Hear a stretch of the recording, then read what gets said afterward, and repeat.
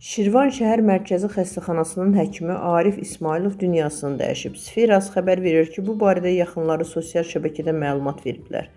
Qeyd edək ki, İsmailov Arif Əlioğlu Qazməmməd şəhərində anadan olub, 1975-1981-ci illərdə Azərbaycan Tibb Universitetinin həkim-laborant ixtisasını oxuyub. Universiteti qurtardıqdan sonra Əlbayramlı şəhər mərkəzi xəstəxanasının laboratoriya şöbəsində həkim-laborant kimi fəaliyyətə başlayıb.